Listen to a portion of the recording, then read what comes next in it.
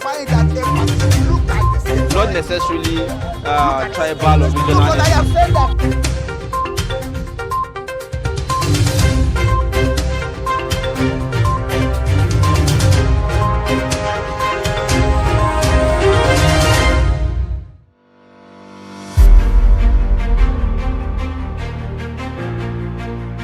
All right, thank you for staying. If you're just joining, you're watching Daybreak, reaching you live from the nation's capital here in Abuja. Time for us to take a look at the dailies on Daybreak, and we will begin with the Daily Trust newspaper this morning.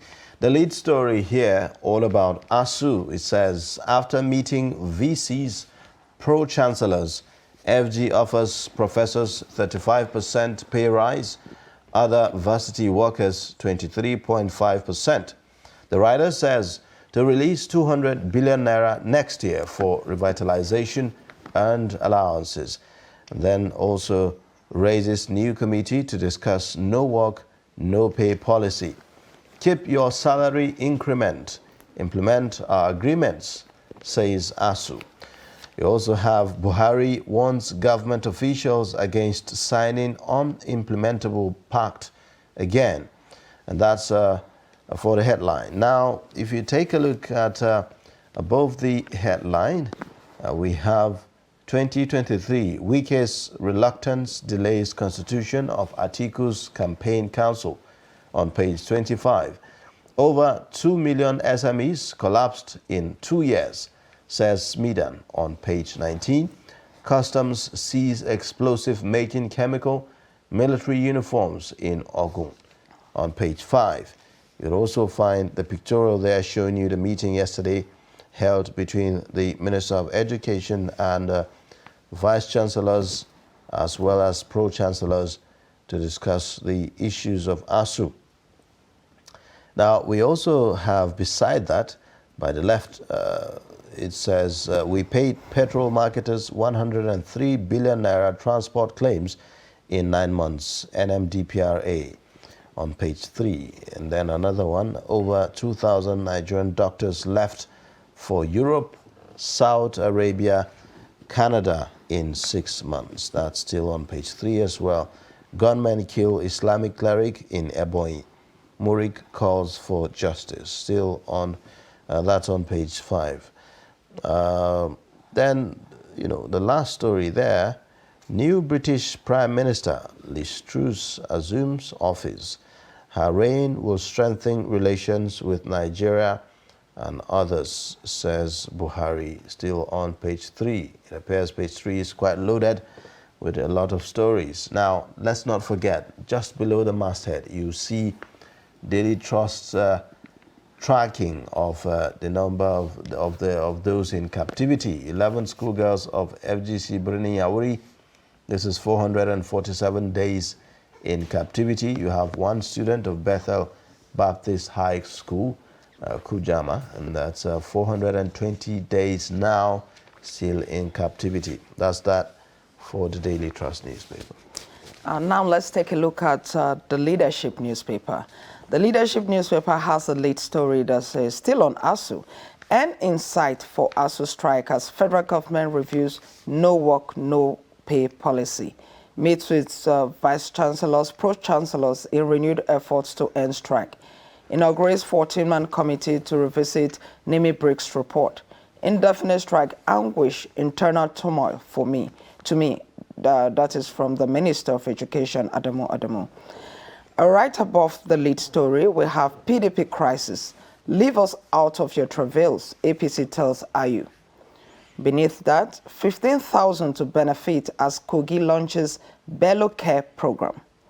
We also have DSS, NSA, EFCC move to cut off terrorism financing. After ultimatum expiration, electricity workers threaten to resume strike.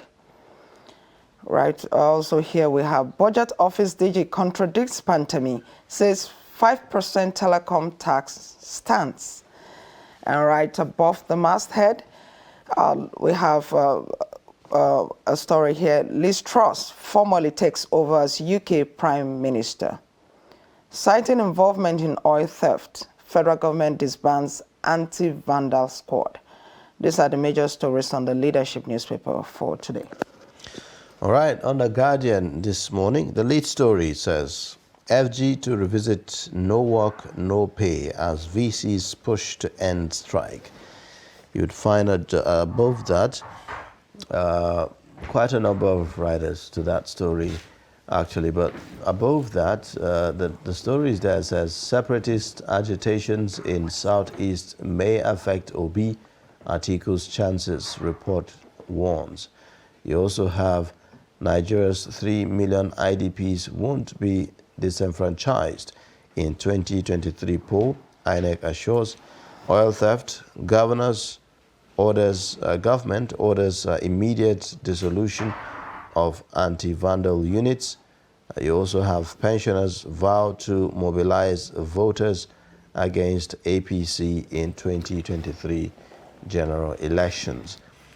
You'll also find the last story at the very bottom there. You'll find about the visit of the new Prime Minister of the United Kingdom, UK. Expectations high as trust takes over. These are the stories on the front page of The Guardian this morning. Let's now look at The Nation newspaper. The Nation newspaper's lead story is also on ASU strike. It says, ASU, government raises 14-man panel to resolve knotty issues. 23.5% pay rise for teachers likely. Return to classroom, Bishop urges teachers.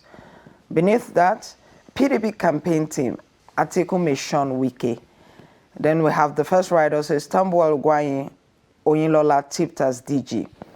The second rider says, detractors after my life, says Rivers Governor. Then we also have another rider here, PDP governorship candidates in Port Harcourt.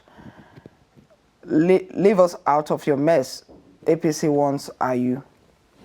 Then we also have the story here that says 103 billion paid to oil marketers as bridging claims in 9 months, says NMDPRA. All right, just above the masthead, we have Nigeria gets 23 slots as Google lifts 60 African startups with $4 million. Tinubu donates 50 million to Jigawa flood victims. Also here, Ogun Speaker, 2 others arraigned over 2.4 billion naira fraud. These are that's also the story here. Nigeria, Poland signs pact on agriculture. These are the major stories on The Nation newspaper.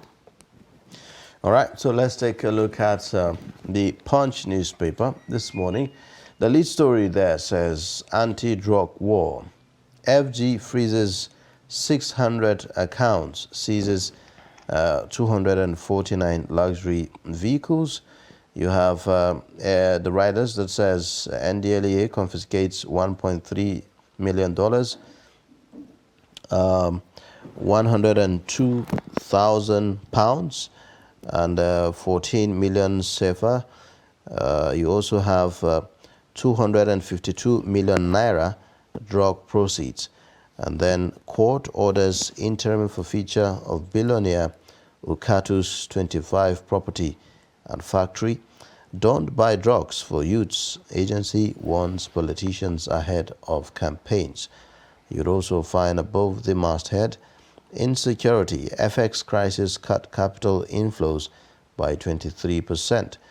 FG proposes 200 billion naira, 23.5% pay rise for varsities. INEC deleting double registrants from voter register. That's according to the chairman of INEC. You also have failed scarcity hits Abuja as marketers shut stations. Other stories there below the pictorial: Nigeria, Poland plan closer ties, ink agric deal. Fayose believes I will be uncontrollable as governor, says ex-AG Ajayi. Governor won't interfere in Ogun Speaker's case, according to Commissioner. FG grows VAT by 20%, rakes in 1.2 trillion naira. That's that for the Punch newspaper. All right, on to the This Day newspaper. The This Day newspaper also led with the ASU issue. It says, ASU strike, federal government will not sign agreement it cannot implement, says Minister. Government reiterates offer to include 200 billion naira in 2023 budget for varsities revitalization outstanding areas. Says it can only afford 23.5% salary increase. Then above that, we have the visit of the Polish president. Polish president, in historic visit, woos Nigerian investors. Above that, 2023, PDP still undecided on who leads presidential campaign. And just above the masthead, we have Akabweze saying federal government may rework MTF over suspension of 5% telecoms tax. Also, we have court remands Ogun Speaker Oluomo, others over alleged 4.1 billion naira fraud. These are the major stories on this day. All right, let's get perspectives to some of the stories now. We have our guest reviewer, Ben Shema, the Director of News Voice of Nigeria, with us in the studio. Thank you for joining us. Good morning and welcome today. My pleasure, Ayuba. Thank you very much. Stella, thank you. Yeah. All right, so the ASU story is on all the papers, really, talking about the strike and the offers that the government is making. We've seen this meeting between the vice chancellors and the pro-chancellors yesterday with the Minister of Education, where we understand that the government, the federal government, is making offers to professors, 35% pay rise, and then other varsity workers, 23.5%. But here we have ASU saying, no, we don't want your offer. Just implement, what we agreed in, the last agreement. So, what's your take? Honestly, I think that ASU should start thinking not just their own welfare. You look at Nigeria holistically. If the government offers this and you feel, look, no, jack it up a bit, negotiate and renegotiate. A situation where they stand so stiff on a demand, I think it may not go well for the country and for themselves. And of course, there are economists in their midst. They also know the sources of Nigerian money, the inflow of money. When we're talking of income, what is coming? Government is about income and expenditure. Well, many have argued that this is just about priorities set right. It's not really about whether government has the money or not. Absolutely. Because they say that, look, we have these government officials spending, in a flamboyant manner. And here we are, something as important as education is not enjoying as much priority as it should. Yes, I'm not saying that ASU does not have rights. But when you also look at other agencies, they are just leaking here and there. I'm sure we'll reach, a headline that says, how many doctors have gone out of this country? Look at the hospitals. They also need this same attention. Look at security. We also need this same attention. So I think that as experts who indeed are professors in conflict management, conflict resolution, they should bring some of these things they teach us as experts to bear so that we come out of this problem. And like the minister is saying, we cannot offer, when I say we, I mean them, I'm not part of them, that they cannot, in other words, the government cannot offer more than, you can't give what you don't have. Well, but ASU, through the president, said something yesterday. He said that there was a negotiated agreement, and that what the federal government is offering them is not in good faith, his words, and that ASU does not trust the government, and that this offer is not what they negotiated, and that nothing has been signed on this offer. And he went further to say that when somebody offers you something, the person can come back tomorrow and take it back. So why this mistrust or distrust between the two parties, though? Now, these agreements must always be written. they must always be signed. These are not things done verbally or orally, or some promises, without paper, pen to paper. And I think that the government is full of people of matured minds. ASUU is full of people of matured minds. But government haven't demonstrated so in the past. I mean, it looks like the situation between government and ASUU has come to a point where, you know, as we say in Nigeria, seeing is believing. It has come to where, even though it could be signed on paper, but there's just no trust to believe that government is actually going to do what it says it will do, going by previous agreements that have been had, even the renegotiated agreement that was had, you know, the last agreement that was had. So, I mean, that's where the mistrust is coming from. So, yeah, how do we deal with this? You see, the issue is having to trust. I mean, just believe something somewhere, somehow will happen. Because if government now says, let us set up a committee to review some of these things, it's not as if they will be reviewed, this review will take place beside or outside ASUU presence or influence too. So everybody must come on board. And I think that all sides should look at many things, government and ASUU. Look at the students, for example, Ayuba.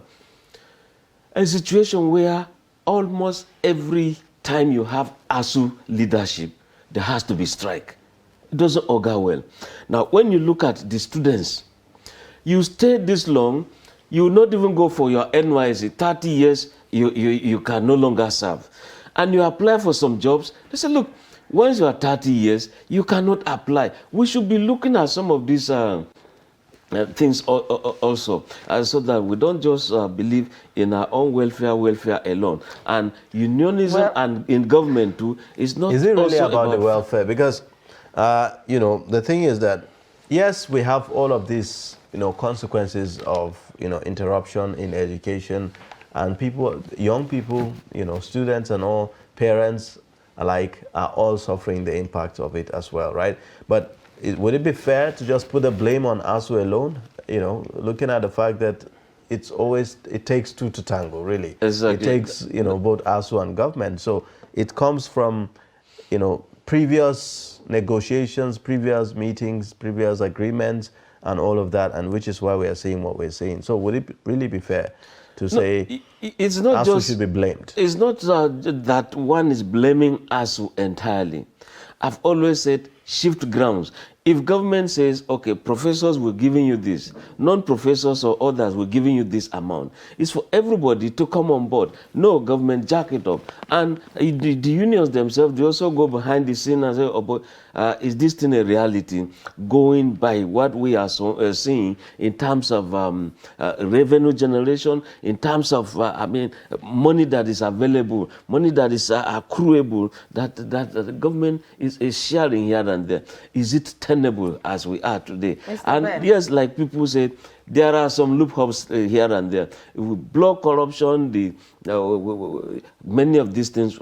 Look at what we're talking about, fuel subsidy. Yes. Mr. Ben, maybe that is why government should not sign an agreement that is not tenable, an agreement that cannot keep. And maybe that is why a lot of Nigerians have hailed this comment by the president yesterday, that where he warned the officials, those going into this new negotiation, that against signing unimplementable pacts.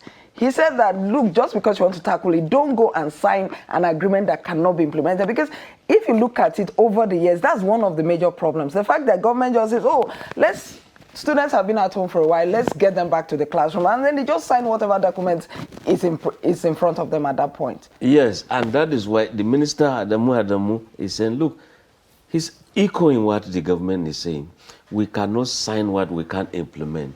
And if that is the case, they've already told unions, this is what is going to happen. And what is implementable and what is signable. So let the two sides, again, look at what is on ground, and we pray that this committee will work assiduously. We pray that people of note, stakeholders will actually come on board to see that this is resolved. It's lingering for too long, too much, with so many consequences. And at the point you can see the anger, even the ASU president, when state universities, lecturers, professors join ASU, federal ASU, to ensure that their demands are met. Suddenly, ASU president will say state universities are quacks. I mean, you don't wake up. Your colleagues, you train together, you've been professors, some left federal universities to go to state universities to ensure that they are also state of the art.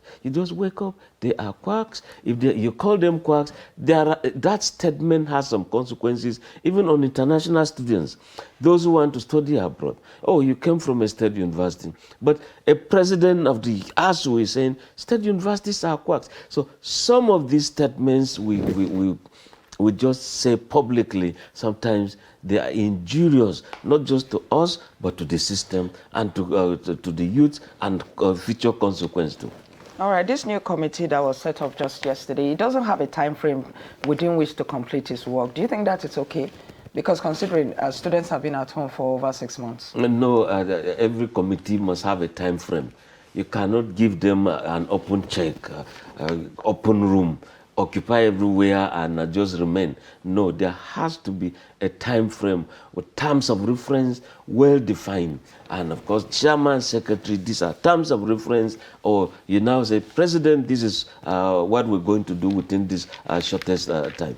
It would look like a child's play if we say this is a committee, we think it's full of seasoned administrators, seasoned education experts, we now say there's no time frame. No, that would not deliver. I mean, people again saying government is playing on the intelligence of Nigerians. There should be a time frame.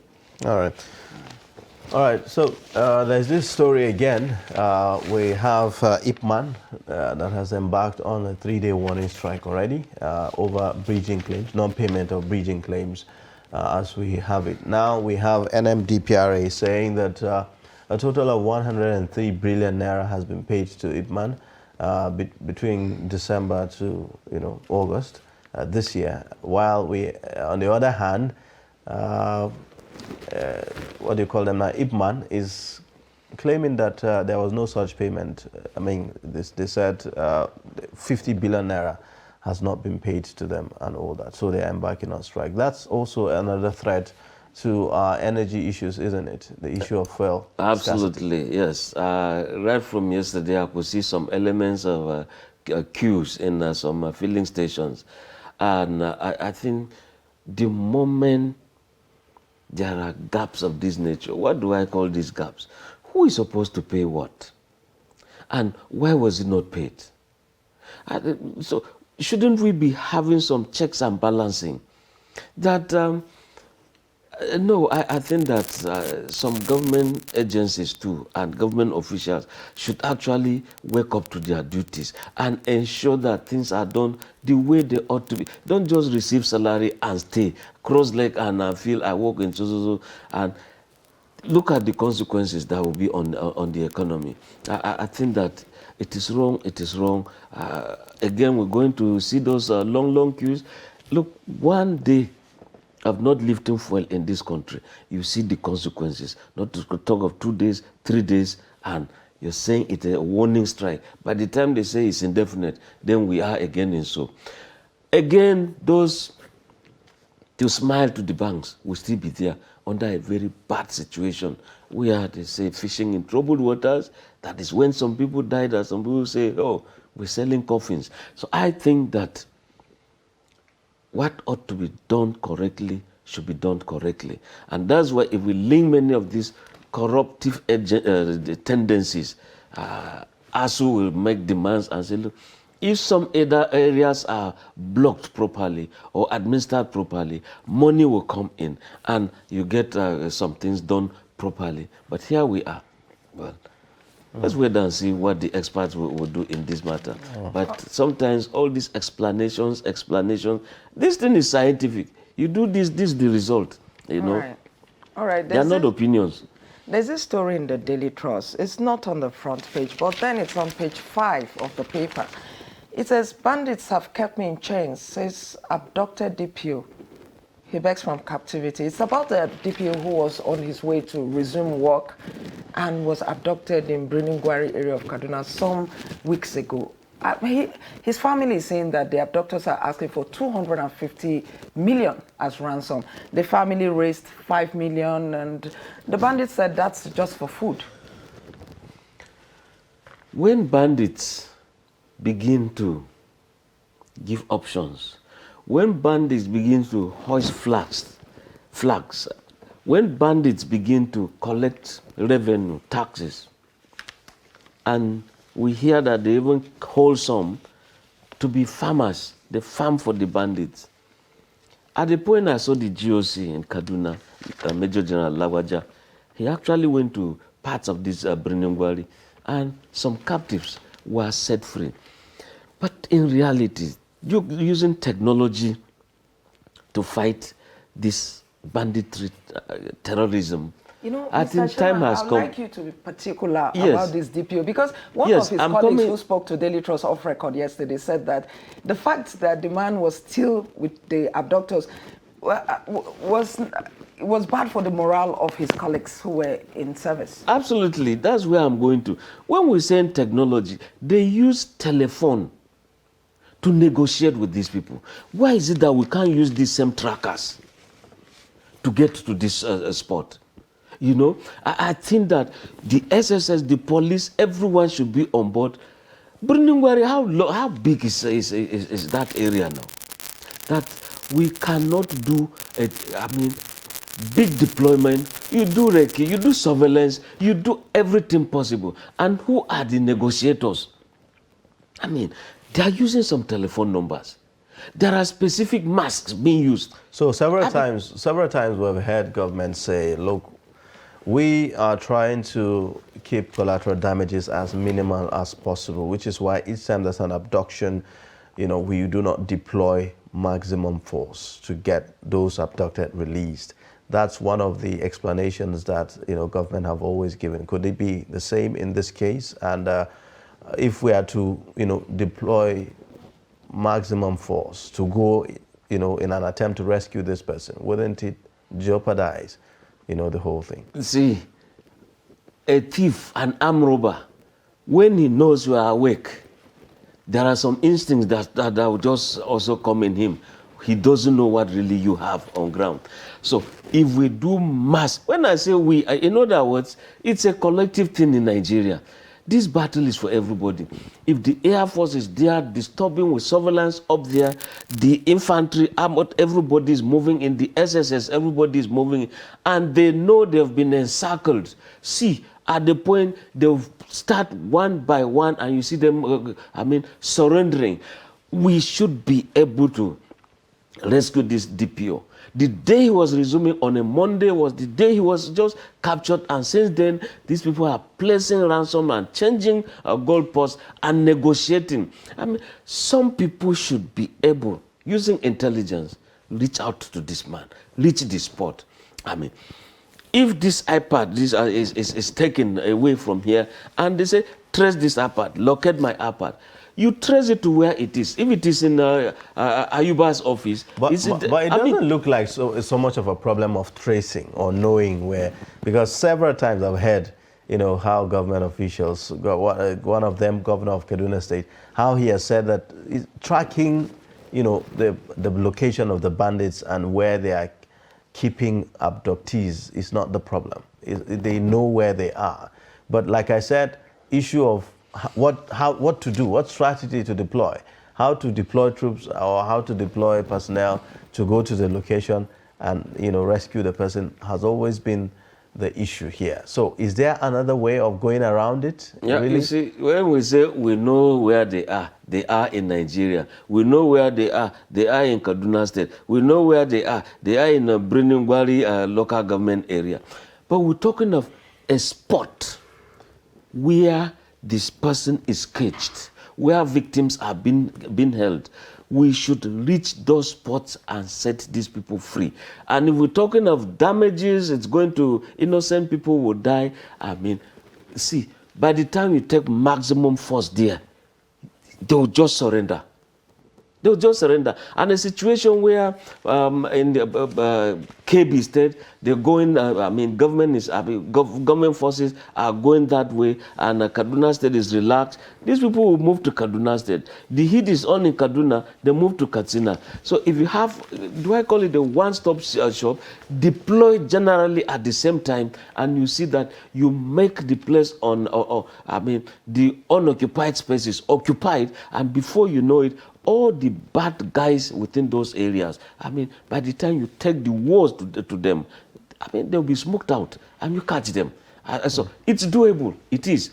But again, if there are some political interests where someone says, no, don't do it, it's my area, you're going to affect my people, but your people are busy selling land, selling property, and giving these bandits ransom money. What does it entail? So we should be able to make proper deployments, search and rescue properly, and it is doable. Yes. All right. Quite a number of stories, really. One of them here on the Guardian newspaper, it says, pensioners vow to mobilize voters against APC in 2023 general elections. Several stories about pensioners' struggles and ordeal of recent.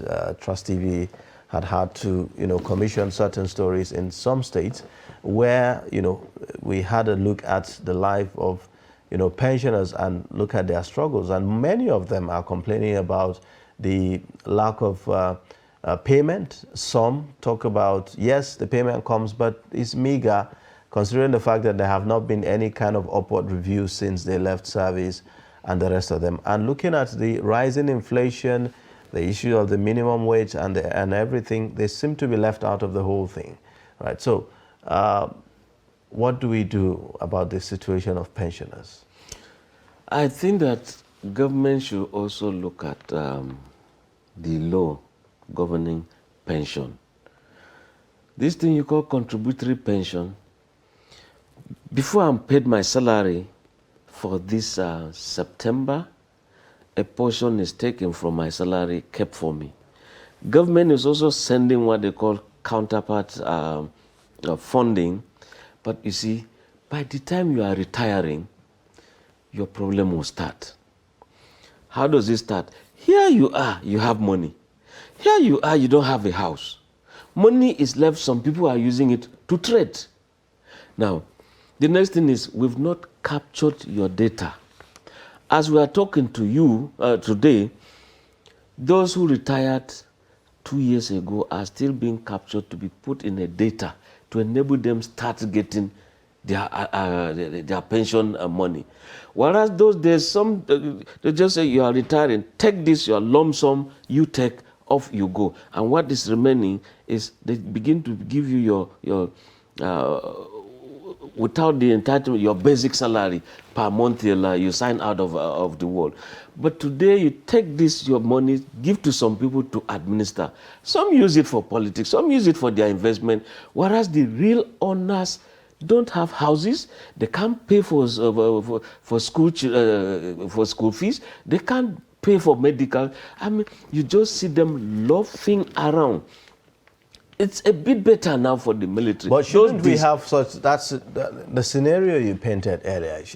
Is it when someone retires before, the issue of computing or collecting data now arises? Or is this something that should be done, proactively, maybe ahead, maybe a few years to the retirement, that those kind of data are collected and kept, because it apparently looks like something that takes time.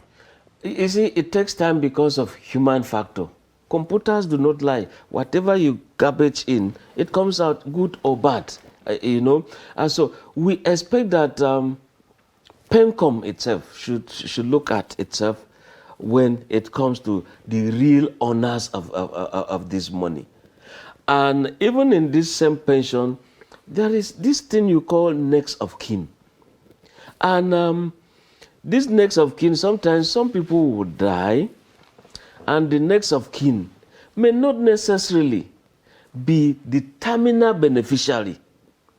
You are simply next of kin because this man has seen a woman so that should I pass out, you are strong enough to struggle, collect this money, and give my family. but next of kin will just grab and hold and begin to dash the woman something. And that's what, Mr. Ben, yeah. you're even going far. You're talking about next, okay? We're actually talking about real pensioners who have done this work. They are alive, but they cannot even access their money. Now, my question is, why is it that, for instance, in the military, before people retire, especially those in the lower rank, they are sent somewhere in Oshodi, 6 months to their retirement for some training and all of that, and during that period, they are captured properly. Why is it that maybe 6 months to retirement, this kind of capturing cannot be done for civilians, so that after retirement, the issue of capturing data here and there does not even arise? You see, the liaison is, let's say, a government agency. You have a desk, pension officer. You must liaise with a PENCOM. PENCOM also has a desk officer who must liaise in that agency. Then you, the beneficiary, you should be able to know who these administrators are. And again, some do not, when time comes, come and do this. They believe there's always time, there's always time. And once a system shuts down, I'm sorry to put it this way, if they are selling jam form and you refuse to buy, now a exam has come up, he said, oh, now I have my WAEC, I want to go to university. One thing must lead to another.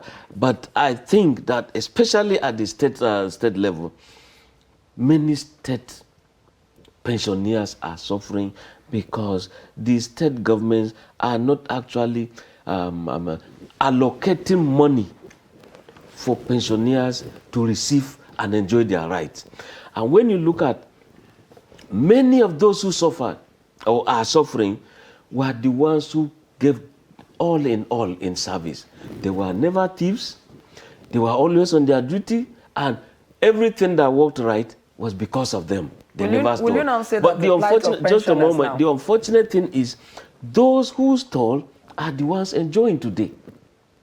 Yes. Will you now say the plight of pensioners now can also lead to corruption in the civil service? Because, I mean, those who are in service are seeing those who have left not collecting their money. Do you think it's a recipe? Absolutely, it is. It is. It can lead to corruption and abuse of office. There are times I see pension desk officers in my office, and I jokingly say, may no old man or woman weep in front of you. Just say amen, because it's real as in real. Well, we'll say amen to that as well, because it's not a good experience where you have, senior citizens who have labored and served the country, having to now labor for their own money again. So at this point, we thank you. We'll have to end the review. Thank you for coming on Daybreak. We hope to have you again another time. Thank you. My pleasure. Our guest reviewer has been Ben Sherman, Director of News, Voice of Nigeria. With that, we'll go on a short breather, and then when we return, we'll take a look at the headlines again. Please stay with us. But in a situation where you find that a person look like the same, Not necessarily tribal or regional. but I have said that